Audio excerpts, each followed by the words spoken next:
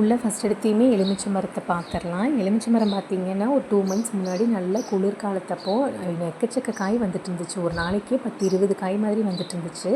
எங்களுக்கே அது என்ன பண்ணுறதுன்னு தெரியாமல் லெமன் சாதம், லெமன் ஊறுகாய்ன்னு எல்லாமே லெமன்லேயே போச்சு. இப்போ வெயில் சீசன் லெமன் ஜூஸ் போடலான்னு நம்ம நினைக்கிறப்போ ஒரு காய் கூட இல்லை. பாருங்கள், அது தண்ணி பத்தாதனாலையா இல்லை எல்லா பக்கமே இப்படி தான் இருக்கான்னு தெரியல. நம்ம தோட்டத்துக்கு உள்ளே போகலாம். நம்ம இந்த பக்கம் தனியாக அந்த மரம் இருக்கிறதுனால கொஞ்சம் தண்ணி பற்றாமல் கூட இருக்கலாம். எல்லா பக்கமுமே அப்படி இருந்தால் அப்புறம் கடையிலலாம் எப்படி நம்மளுக்கு காய் கிடைக்கும்? இது என்ன மரம்னு சொல்லுங்கள். இது சக்கரைப்பழ மரம்னு சொல்கிறாங்க. பார்த்திங்கன்னா இதோட காய் பச்சையாக இருக்குது. உள்ளே ஒரு காய் பழுத்திருக்கு பாருங்கள். இதை விடையுமே இன்னும் கொஞ்சம் நல்லா ரெட் கலரில் பழுக்கும். அது நம்ம சாப்பிட்றப்ப நம்ம சர்க்கரை எந்தளவுக்கு டேஸ்ட்டாக இருக்குமோ அதே மாதிரி இருக்கும் சர்க்கரை பழம். ஆனால் மரத்து பேரும் அதுதானான்னு எனக்கு தெரியல. நம்ம உள்ளே போனால் இது பார்த்திங்கன்னா மாட்டுக்காக போட்டிருக்கிறது. வீட்டுக்கு அளவாக ஒரே ஒரு மாடு தான் இருக்குது. 2-3 இருந்துச்சு, ஆனால் மெயின்டைன் பண்ண முடியல, மழை இல்லை. அதை சுற்றியுமே பார்த்திங்கன்னா வீட்டுக்கு தேவையான வாழை மரம் நிறைய வச்சுருக்கோம். வச்சது கொஞ்சம் தான், ஆனால் அதுவாக பக்கா கன்று வச்சு நிறைய வந்துருச்சு. எல்லா வெரைட்டி வாழைக்காயும் வந்துருச்சு. எல்லாமே வச்சுருக்குறோம்.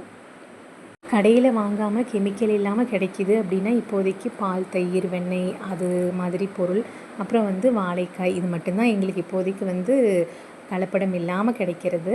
பாருங்கள், மாடு தண்ணி கட்டலான்னு சொல்லிட்டு இப்போ பெரிய குட்டி தான் என்னோடய டாக்டர் தான் மாடு தண்ணி கட்டிகிட்ருக்கா. அவளுக்கு அது ரொம்ப பிடிக்கும். ஆனால் வீக்லி ஒன்ஸ் சண்டே மட்டும்தான் தோட்டம் போவோம். வீட்டுக்கு தோட்டத்துக்கு ஒரு 1 கிலோமீட்டர் 1.5 கிலோமீட்டர் டிஸ்டன்ஸ். ஸ்கூல் போயிட்டு வரதுனால அவங்களால ஈவினிங்கில் போக முடியாது. வாழைக்கண்ணுக்கு பக்கத்துலேயே பார்த்திங்கன்னா கருவேப்பில் மரம் வச்சுருக்கோம். அது கொஞ்சம் வெட்டி விடணும், மேலே போயிடுச்சு. வாழைக்காய் நிறைய தார் இருக்குது. பெரிய தார் ஒன்று இருக்குது, குட்டி குட்டி பழம் இருக்குது. பழத்து பேர் எனக்கு கரெக்டாக தெரியல. எல்லா பழமுமே இருக்குது. பச்சை நாடன் பழம் நிறையா வந்துச்சு. வெயிலுக்கு ஏற்ற பழம்னு சொல்லுவாங்க. கடையில் கூட சில நேரத்தில் பச்சை நாடன் கிடைக்காது. எங்களுக்கு 2-3 தார் அது இருந்துச்சு. இப்போது 2 தார் பச்சை நாடன் இருக்குது. இது என்ன மரம்னா செண்பக மரம்.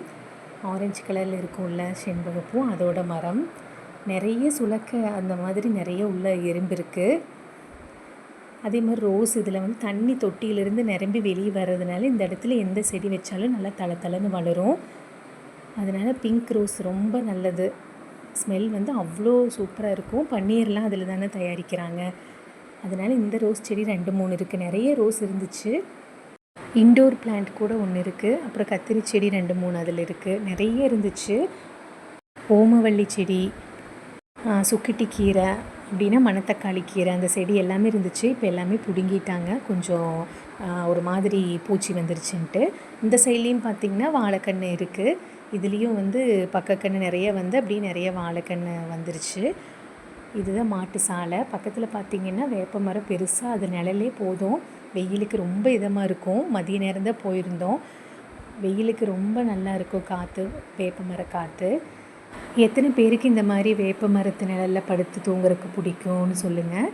இந்த பக்கம் பார்த்திங்கன்னா செவ்வாழைத்தார் ஒன்று இருக்குது. உங்கள் எல்லார் வீட்லேயுமே மரம் வச்சுருக்கீங்களான்னு சொல்லுங்கள். வீட்டுக்கு ஒரு மரமாச்சு இருக்கணும்.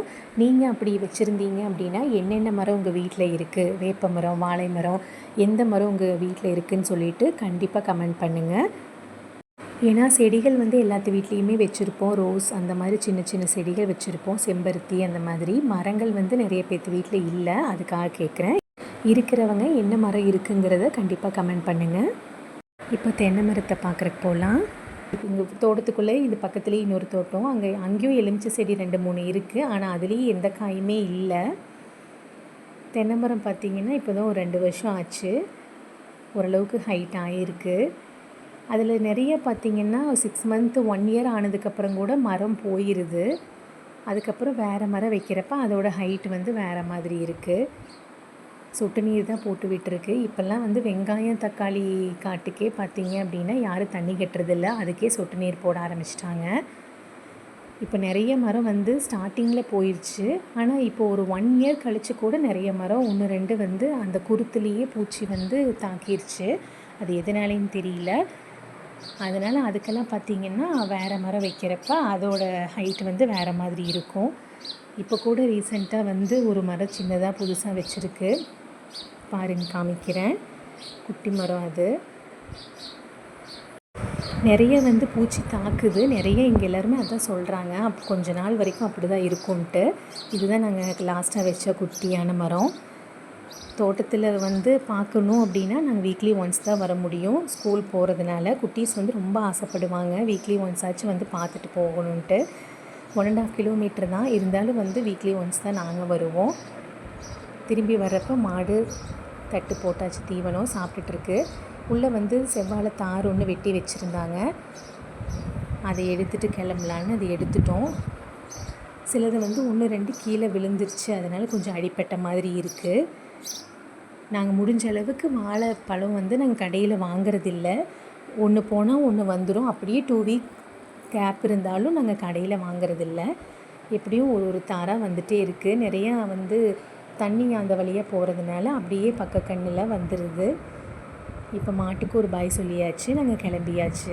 ஆனால் நீங்கள் கிளம்பிடாதீங்க, லைக் பண்ணுங்கள், சப்ஸ்கிரைப் பண்ணுங்கள், ஷேர் பண்ணிவிட்டு போங்க.